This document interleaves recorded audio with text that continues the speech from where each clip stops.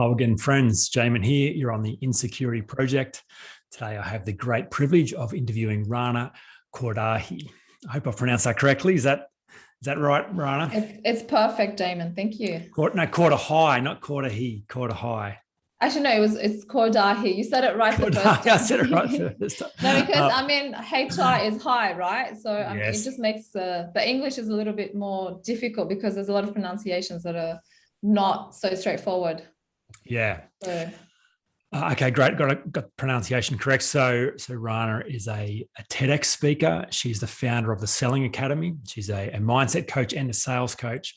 And there's two things that I really wanted to talk to Rana about today. First is selling. Obviously, that's her sweet spot. And I think that insecurity shows up massively when you have to sell yourself. So I'm really fascinated to hear her insights on that. But more importantly, I think Rana is a good human. And I've been watching her LinkedIn profile with great interest lately because she's courageous to speak out about a bunch of injustices and challenges with the political landscape and climate today, and to risk her own profile by calling things out that are addressed without any aggression, but just to speak truth. So I love it when people do that, and I've really valued her writing. So look, Rana, I'm stoked to have you on the show. Thank you for being gracious with your time this morning, and I'm looking forward to a really wonderful conversation. Thank you so much, Damon. I appreciate that. I'm excited. Right.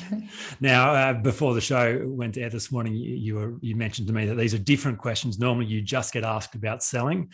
So these questions are about you, the person, and how you've got to where you are. So I'm really interested in your backstory because, for you to have achieved the success you've got, success is not handed to you. Obviously, you've had to work to be where you are, and you've had to overcome a bunch of your own doubts, fears, and insecurities along the way, no doubt.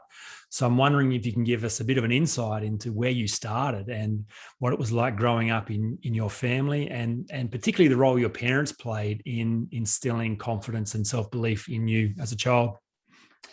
So I actually came to Australia when I was 9. So I grew up in Lebanon, and most of my childhood memories, I remember living in an underground war dungeon and I remember just hearing lots of bombs and things like that. And then we came to Australia when I was 9, and because of the war. So my family and we came, and we started off living in Campsie in Sydney, New South Wales, in this little flat. We didn't have much. And I think my parents, they've always encouraged me to just go for what I want. So when I was 11 years old, I remember telling my mom, I was watching, I don't know, I came to Australia and there was this show, it was called E Street. I don't know if you remember it. And I was like, I do remember. I want to do what they're doing. I want to be an actress. And my mom's like, yep, okay, let me take you to drama school. So my mom used to get on the bus, take me to this drama school in like 5-6 suburbs down. It used to take an hour to get there. And she'll wait for me outside as I did my once a week drama school.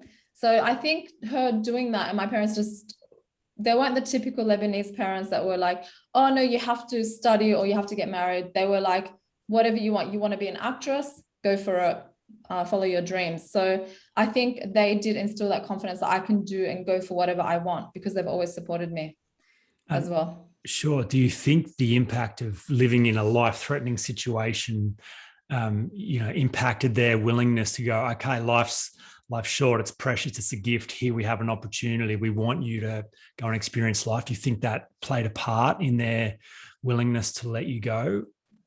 I think so. And also I think, so definitely them being in life-threatening situations and coming to Australia, but also my parents, they're not much older than me. So meaning like my mom is 16 years older, my dad's 20 years, and they come from the city. So in Lebanon, the city is more, so my dad's a journalist. So they kind of are very open-minded people as well. And they're very artistic. So for them, for example, my dad is more about art, passion, doing what you love rather than security and money. And they've always said, I don't know, like their relationship with money was, I guess it's good, but it's also, they didn't, what do you call it? They didn't put money as like the highest value in life. Yeah. As well. Yeah. Okay. Wow. So, did you become an actress? Is that something you pursued beyond that Yes. initial idea? So I can't say I became. So I did go to drama school after I graduated high school, and you do your HSC. I went to drama school, and I went to 3 years of drama school, and I did try and pursue that. But I guess I had the confidence, but I didn't have the resilience. So you can still have confidence in your life, but if you don't have the resilience to keep on going, or if you don't want to sacrifice everything for what you want to achieve, then you're not going to succeed. And I guess when I look back, I can see that clearly. But when you're young, when, you know, I graduated when I was 23 years old, I did not know better. I had never had any, even in drama school, we never had personal development or mindset or resilience training, which I think is important. Or even in high school, in those days, I didn't even know who Tony Robbins was. So. Sure. So what was your first introduction to the world of personal development then after that setback, not making it work as an actress? So when I was 26, I moved to Mexico. So I spun the world's globe and I landed in Mexico, although I had worked in sales before. But so I went to Mexico and I started working in sales there. And they were very big on personal development and sales training. So every morning we had sales training, but part of the sales training was personal development. And also they used to put videos of Tony Robbins.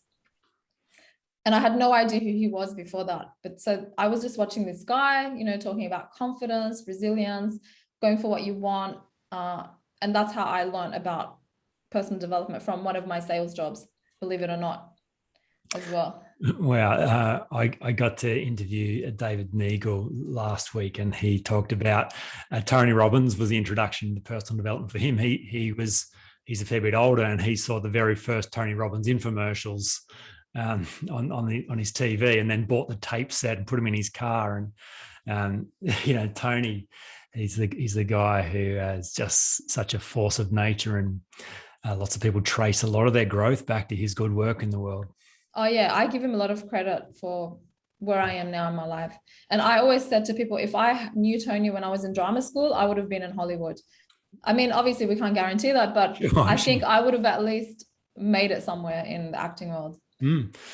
Okay, so you're in Mexico, you're doing sales, but you're getting personal development training. You're being introduced to Tony Robbins. What kind of impact is that having on your internal world? So when I first started to listen to Tony, it was very superficial.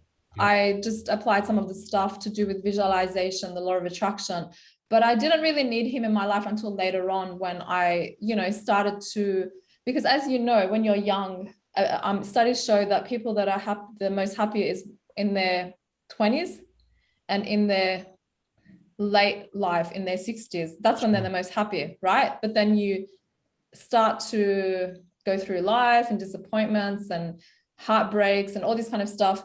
And then I guess it all compounds. And then when I started to kind of go through I think the first time I felt kind of anxiety, depression was when I was over 30. I had never had that experience. I was just always, everything was great. So I think I appreciated. And also when I started my business, I started to really apply his work, because when you're in a desperate situation and you have no choice but to apply that work, that's when I felt, okay, this is important. Even before I ever went to his live events, I remember not feeling great. I was living also in London at the time. And I had a friend who gave me his tapes, but it was like the recordings on USB. He just gave me all these recordings. And I remember, I had put on weight. I wasn't happy. I was feeling a bit depressed. And he had this hour of power where you do some exercise, you eat healthy, and then you put on his recordings. And I remember within 2 days, everything turned around. Like I felt so happy, so good.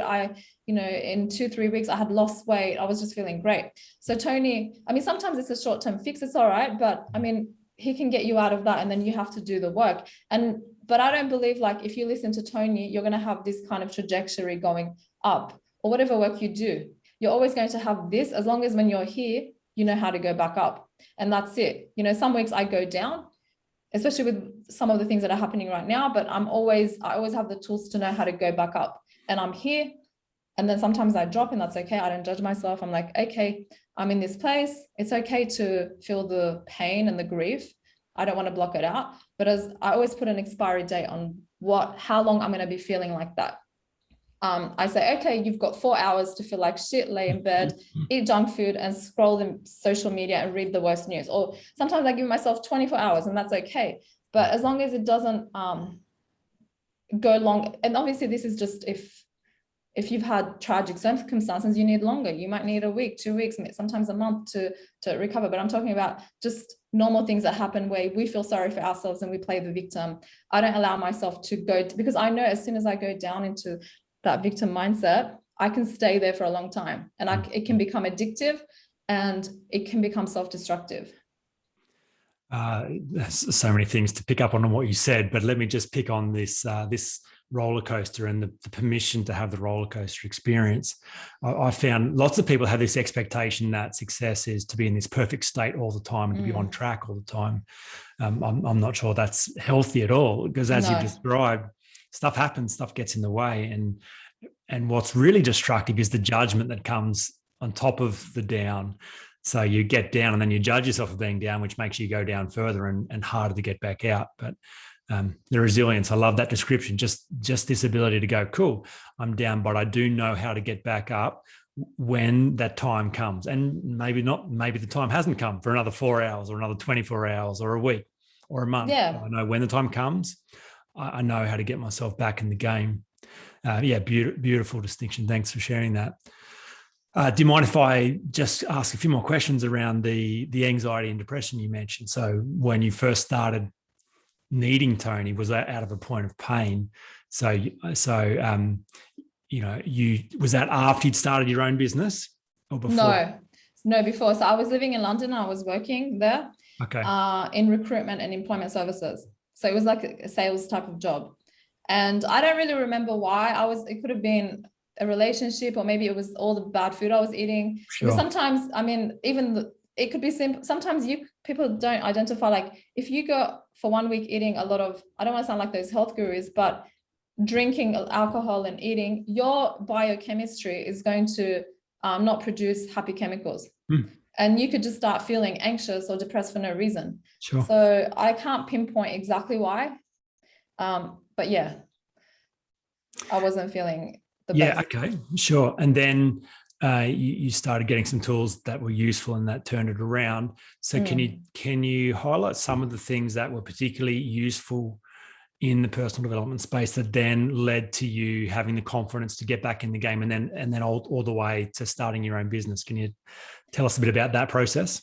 So back then I didn't really have a specific, all I did was listen to Toni, do some exercise, and there wasn't anything specific that I did.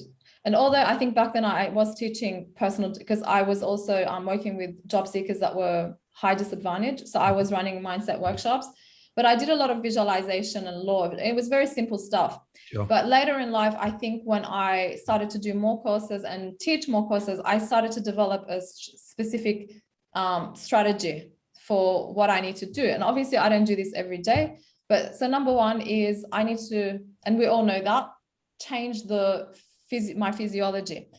So if I want to pick myself up, maybe I want to feel good, I might do some HIIT training, or I might go for a run, or I might do some air lunges, or simply just put my shoulders back, breathe, do some meditation. Number two is be aware. Go for it. What you said, we all know this. I'm not sure we all do know this. I think just that distinction, the quickest way to change your state is to lead with your body, both positively and negatively. The quickest way into depression is with your body too. If you drop your head, rub your face, start sighing, you can feel very dark very quickly. So yeah, that is a really cool distinction to go, move your body, breathe, stretch, shoulders back, head up, exercise, some intensity. It dramatically changes state. So cool. That was number one. That is actually a big deal. So cool. What was number two? Yeah. And I mean, anyone that knows any personal development, they know, I also studied NLP back when I was in London, and that was a huge part of NLP. It's changing your physiology. Number two is to be aware of the thoughts that I'm having. So yes, sometimes I'm not gonna lie to you. Sometimes I might go for days bitching and complaining, especially about the political situation. But there comes a point where I pick myself up and I say, you know what? I put things into perspective. It could be so much worse. I have so much to be grateful for. I have my own business. I'm, blessed with this. I'm blessed with my health. I just did a blood test, and I had, knock on wood, perfect health. I had to just reframe everything in my mind, not to go down that dark hole of victimhood, of feeling sorry for myself. So that's number two, changing that conversation that you're having with yourself, reframing and finding the gratitude that you have in life. Which is why mindfulness, any kind of mindfulness exercise is so important, because it kind of gives you the space to get outside your thinking and then have a look at what's going on. If you don't give yourself any space, it's impossible to do that reframe, because you are your thinking. It's all enmeshed. So cool. Yeah. That's a big one too. Number two, what else? So number three is find compelling goals. So it doesn't have to be like the biggest goal where it's a business goal. It could be, you could start a little business, but right now people are going through a lot of hardship. It could be something that's going to keep learning a new language. It could be taking up a health challenge, or it could be writing a book.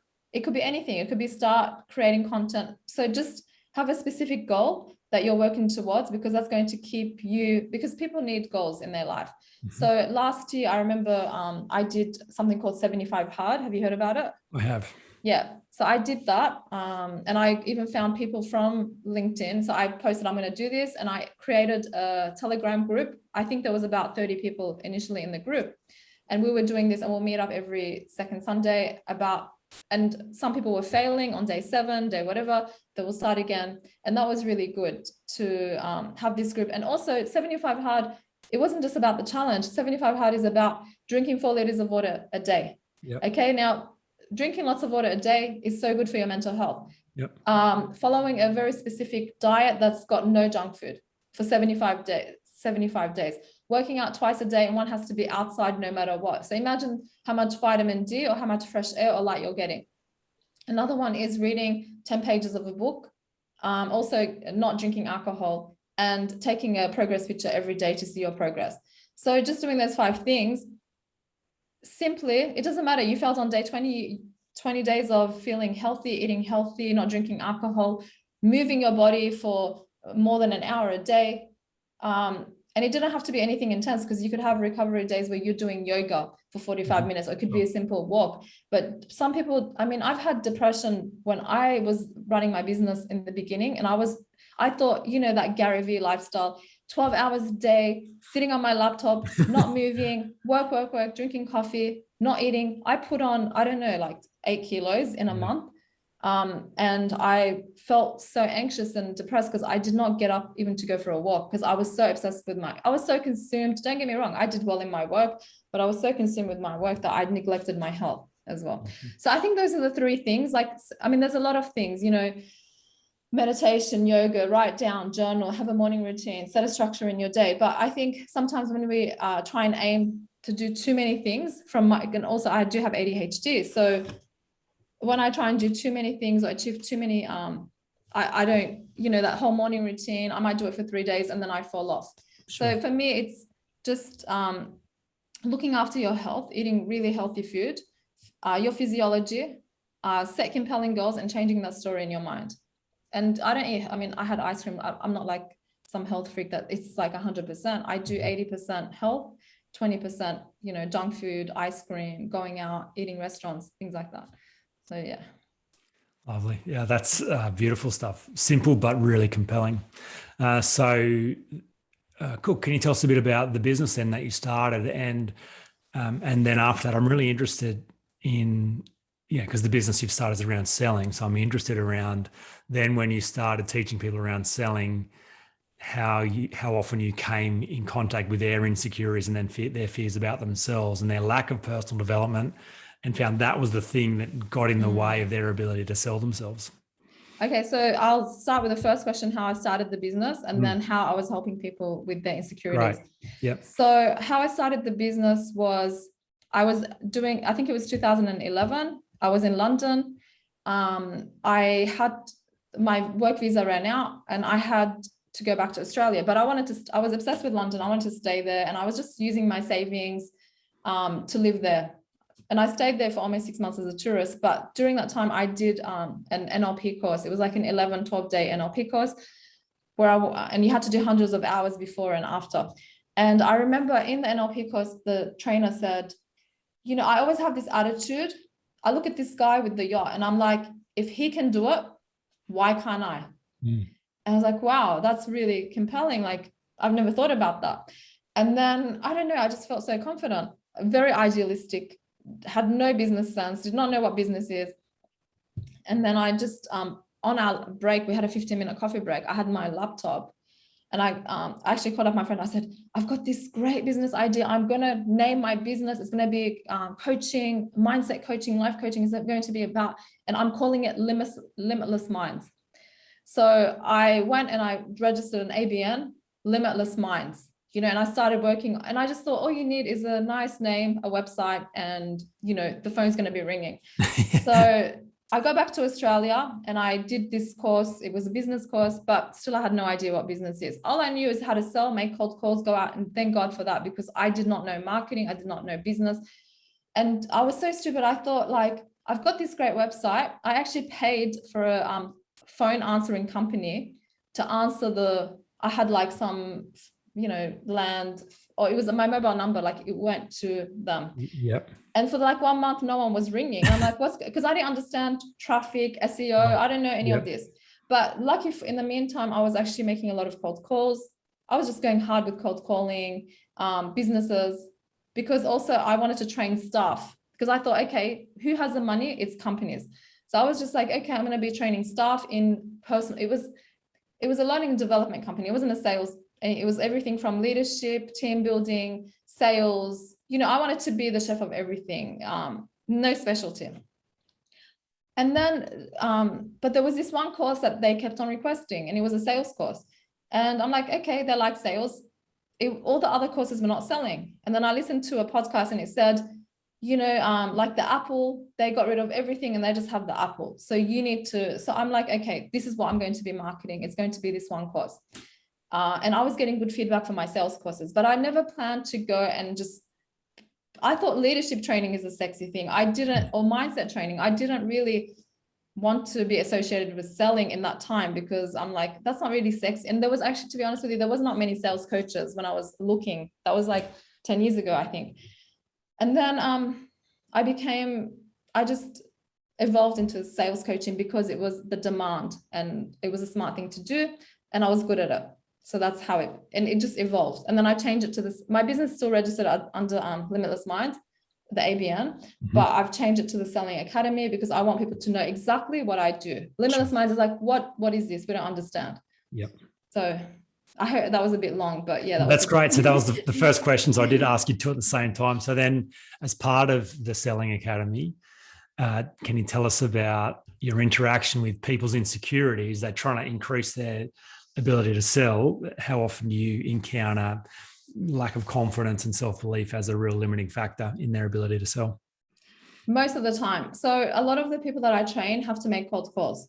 And even good salespeople that know how to sell, they know how to close, don't like making cold calls. And they're not, I'm not saying all of them, but a lot of them are not confident. They're confident with the conversation, with the closing, charming and whining and dining, that relationship building, but they're not good at hunting, or they're not, they're not confident. They don't want to get that rejection. So a lot of times it comes to that self-belief in yourself and belief in the product that you are selling. So if I don't believe in myself or just have that resilience to overcome that, it doesn't matter. Like, number one, what I teach people is you are going to get rejected, accept it and face it, and expect it, accept it and face it. You're going to get rejected most of the time. You're going to hear a no most of the time. Get over yourself. You're no one special. Most of the time, these people don't even know you. Why are you getting upset that they don't want to talk to you? It's okay. That's number one. Number two is their self-belief in themselves. So that, like how you help people with the insecurity. So changing that story that I'm telling myself about myself, number one, from the minute I wake up to the minute I go to sleep. If I don't believe in myself in regards to being worthy, to have relationships, to have a job, to have friends, to even be able to ask someone for a favor, what makes you think that you're going to believe that you are, I'm worthy to pick up the phone and make calls and talk to strangers? So it all starts with at home.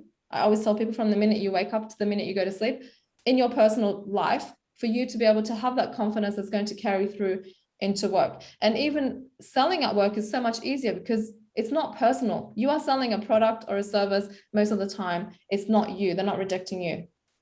It's very different than going out on a date or trying to sell yourself and they're like, no, we don't like you, right? So that's number two. Number three is identify the impact that you're making in the person's life. So how is your product or service going to change their life on a very deep psychological level? So I always tell people, and I use this example a lot, a software is not just saving an exec time and money. It could be saving their marriage. And I'll tell you why, because saving someone time and money at work is going to save their sanity. Saving someone's sanity is going to save their health. Saving someone's sanity and health could save their marriage, because that all carries over to the home life. Yeah. So it's important to think, okay, my software is not just a software, it's creating the impact on a very large scale as well. Yeah, great. That's really cool. And obviously what you've said, it's a holistic experience. Their beliefs about themselves totally impact on their ability to sell a product. Okay, a left field question, but not that left field, because this is kind of what really drew me to you in the first place. So you think about the strategy the government, the Australian government, are using at the moment to sell an idea around what we should or shouldn't be doing with the vaccines at the moment, and how we should or shouldn't be dealing with COVID. When you look at their sales strategy, it's terrible. Well, of course, but tell us from your eyes, where are the mistakes? Why is it so terrible? What do you see are there big shortcomings in this sales process? Okay, so I actually made a video about this. I haven't published it, but it's like the difference between 1990s pushy salesperson and the trusted advisor. Now, yes, a pushy salesperson, most of the time they can get higher sales because they use tricks, they use emotional manipulation, they use your pain to try and sell you. They're like, okay, if you don't buy this, your life is ruined, it's over. The Australian government is doing this the same. If you don't buy into this product, you are not going to have your freedom. You're going to be isolated from your friends and family. Society is going to look down on you because guess what? There's social proof. 95% of people are doing this. So you, as a 5% minority, is the outcast. So they're using all these tricks, and they use scarcity, and don't think that, this is what we have now. There's nothing else. There's no other options.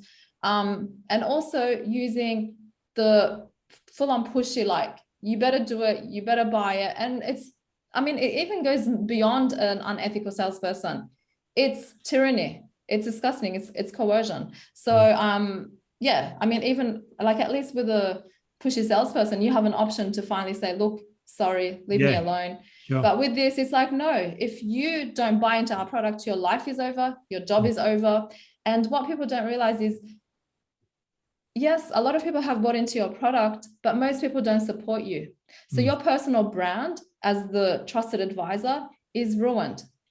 And I've even told people this. I said, look, there's a lot of people that are like, oh, I feel in the minority because I'm in that small minority. And I said, no, you're not in the minority, because I put people into 4 groups. I said, there's these 4 groups. You got the people that want to get vaccinated and they did it freely and they support the government mandates. You have people that got the vaccine and they did it. And then you have the third class of people, they did it. I just lost you there on the second, it just cut out. Can you just tell us the second type of person again? Okay, so the second one is they did it freely, but they don't support the government mandates. The third people, they were coerced. Yes. They don't support the government mandate. And the fifth people, they have not been coerced. They haven't done it, and they don't support the government mandates. And based on the polls that I've seen, 80% of people are the first 3 groups. Yeah, the ones that did it freely, they don't support the government mandates. The ones that did not do it freely, they don't support the government mandates. And the ones that still haven't done it, the small 5%. Those 3 groups make up the majority of the population. That's an amazing reframe. That's so Yeah. beautiful. Yeah. I've Yeah. okay. There's So some it's got people. nothing to do whether someone's vaccinated or not. It's about to do with not being coerced and being pushed. And a lot of people did not like how they were pushed or how other people are getting pushed into it as well. Okay, well, I'll ask a riskier question still. You can choose to answer this or not. Why do you think our politicians are using the 90s pushy sales approach that's coercion and manipulation and fear and scarcity? What would cause human beings who've been given responsibility and leadership to resort to such low quality strategies to make a plan for us? Why do you think they do that? So this is my hypothesis. I could be wrong, but I think also they have somebody pushing them and coercing them. Mm-hmm. So I don't think that so for example, the new premier, he came in, he has good intentions. I think he has beliefs about freedom. And he has somebody that's now, holding this. He's got his paycheck now, he's got his promotion. Imagine that you're in a position, you've been promoted, you have a few $100,000 extra, you've got all these children on the way. And then you've got this pressure of, if you don't do this, you're not going to be in this job any longer. Now, I don't believe in, I'm not a conspiracy theorist. I don't believe in, there could be even conspiracies. I have no idea. But I mean, I just believe that sometimes some of them, they have good intentions. They come in with good intentions. And I don't believe that the government is out to get us or trying to, I believe that they have the best intentions for their beliefs, right? But at the same time, they're not doing, it's like I've been in a job where the manager's like, you better get that many sales. And if you don't hit your targets, your job is over. And I used to sell timeshares in Mexico, and I've seen people walk out crying and, in like shaking because of the sales strategies that my colleagues have used. And even I was forced to use. And if I didn't have that, I would be, I'm in Mexico. So I'm not trying to defend them, but I do want to I try to see the world. And as I said, it's all about changing that story and reframing, trying to see the world from their point of view. Now, do I have a lot of spite and hate towards them? Yes, I do. But at the same time, I don't want to go to that extreme level of feeling that rage inside, because it's not healthy either. Yeah, I thank you for that answer. That's a really lovely answer. It's a fantastic way of thinking about it. There's so many people I talk to that are in a world of pain right now because of the coercion, because of the lack of options. But the main point of pain is that they are in the minority and they will be left alone. And their world is getting smaller and smaller. So just that reframe to say, no, you're not anywhere near the minority. No, I know so many people that have been vaccinated that have a lot of resentment, a lot of hate. They have no choice. If they did not do it, they would lose their job. Yep. They would lose their mortgage. They've got children.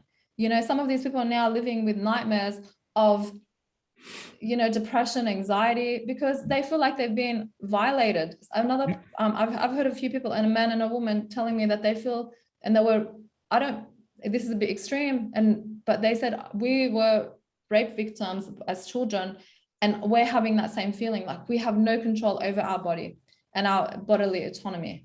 So, I mean, so many people are not happy with this, and there are people like, for example, there are people that I know that are very close to me that are vaccinated. They did it freely and they are disgusted because they have friends and family they have employees that they want back at work.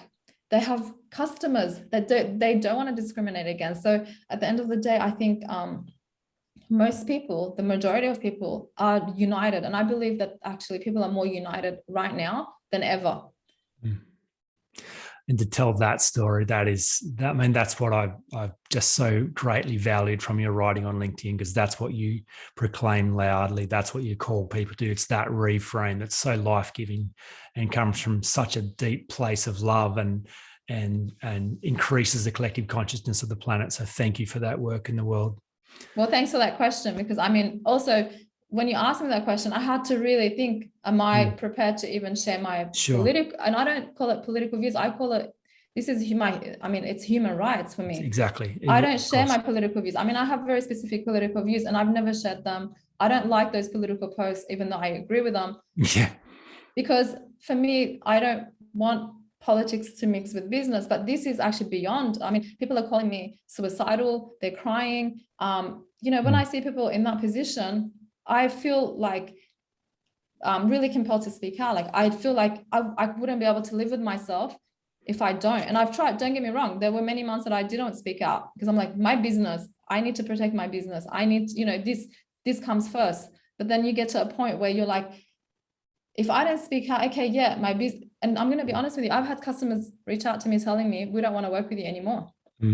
I've actually had them on LinkedIn writing to me saying, I think your customers should boycott you. And I then, for a week, I'm like, okay, I better shut up. They've won. They've intimidated me into silence. But then I just can't sleep again. And then it's like, I go back to that, okay, that dilemma. Do I speak up, or do I just shut up and, protect my business? But I think there's a balance between speaking up in a polite way, but at the same time, also protecting your business. Because some people, they are a bit destructive, like the way they communicate with people. And so I think it's important to have that balance as well. Yeah, it is. Wow, thank you. Another very deep and lovely response. And I mean, this is very dear to my heart as well, because to me, it just seems like it's deep insecurity from our political leaders that means they're devoid of any moral fibre or backbone, that they, because of their insecurity about, if I don't toe the line, and whatever power is manipulating them high that we don't see, they don't feel confident enough to back themselves, and no matter what the cost, they feel that they have to give in to whatever is at stake for them. So I think they're having a hard time sleeping, some of them, because it's going against their own morals and ethics. And there's a few, I'm not going to name them, but there are a few minority that have left and are speaking out, and they've probably taken a pay cut and put their reputation on the line. So, I mean, I don't think all politicians are bad. There are some great politicians that are doing great things as well. Yeah. Okay. Well, let's leave that subject there for a moment. Let me just ask you: are there any key books that you recommend on the personal development side of things? So, books that have really impacted your life, but books that you kind of gift to others or recommend to others as kind of essential reading to develop your own humanity. So I mean, for business, sales, and humanity, it's How to Win Friends and Influence People, because it's all about listening and taking an interest in that person and seeing the world from their point of view and not insulting them.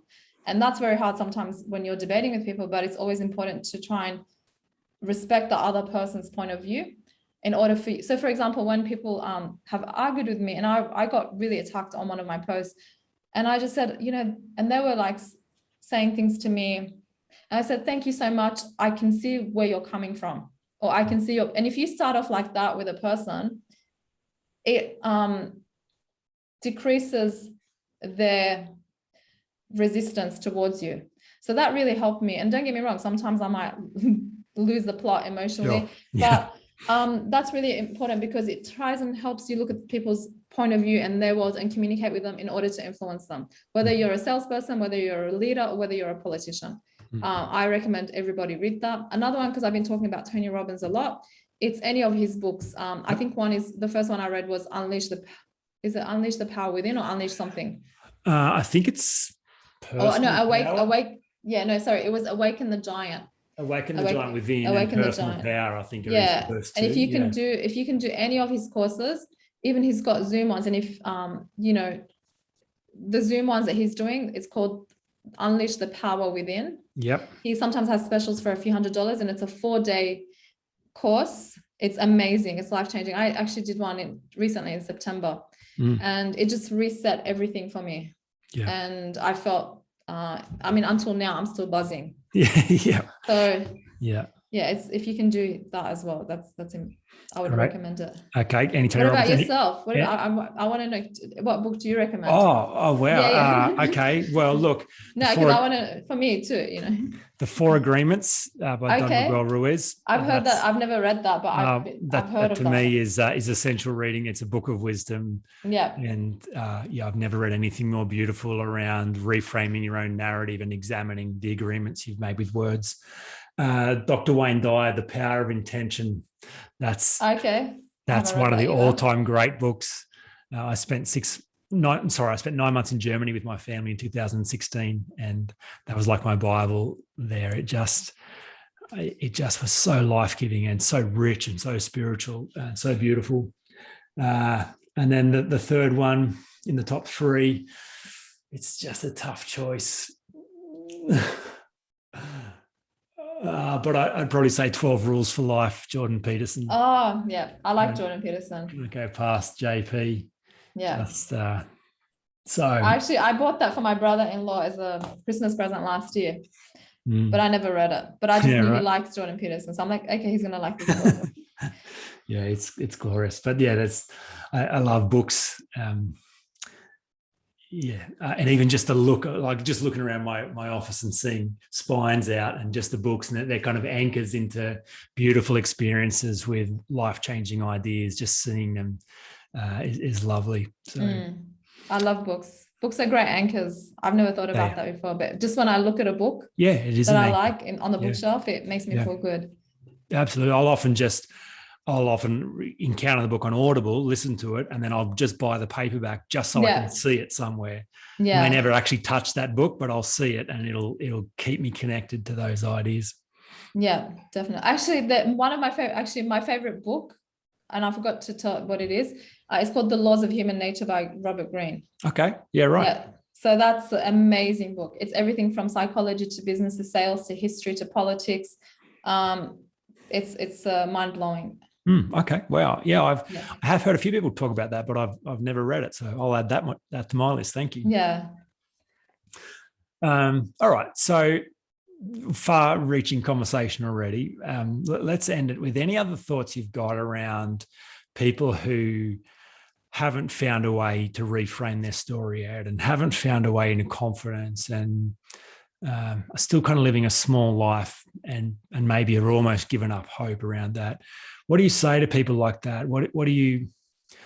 What's your reframe to them around their capacity to turn things around and to find internal confidence so that they too can live a meaningful life?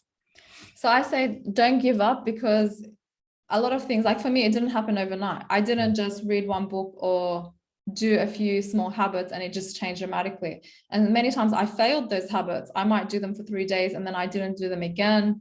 And then I went into that self-destruction. But you just have to keep on trying to apply them, because one day something's going to click. One day you're going to, at least the minimum do is wake up and listen to a mind feed. It could be a motivational video. It could be a podcast. It could be something. That's the minimum you can do. And then they have a lot of recommendations. And then the next day, maybe apply a new habit. It could be, today I'm going to drink lots of water. Yeah. And on day 3, today, I'm just going to go for a walk. So don't try and do everything at once. And you're going to fail. You're going to fall off track. You're not going to continue doing that. But like, for example, water, I didn't start drinking. Now, after 75 hard, I drink 2 liters of water. But you know how much water I drank for many years until only this year and last year? I used to hate water. I felt like I was going to vomit. I used to drink 1 glass of water a day or 2. Yeah. Wow. Unless I was on some fitness thing and I'll do it. Sure. Now, since 75 hard, I did that. I drink almost 2.5 liters of water a day because I was drinking 4 liters. So I never stopped that habit. Yeah. Right. But it took me a long time to get there. But I always, I want to, or for example, I still haven't mastered everyday meditation until now. I did 30 days after Tony Robbins and I was like, okay, but that was a lot. I've never done more than 5 days of meditation before. So just recently I mastered 30 days. This took me also a long time. So it's not something that you're going to suddenly, and you're going to fall off, but just keep on trying. Just keep on getting up, and there's something that's going to fall into place eventually. Yeah, great wisdom. Rana, where's the best place for people to find you online if they've been fascinated by this conversation and would love to understand more about you and your work? So they can find me on LinkedIn. So just my name, you can see it on Zoom over here, or they can go to thesellingacademy.net if they want to know more about the sales courses that I have. And then if they go to contact us, they can contact me there through email as well. Thank you so much for your time. Thank you for sharing so honestly and vulnerably in this conversation. I've got a lot from it, and I'm sure the listeners will have done as well. Thank you. Thank you so much. And thank you for such great questions as well.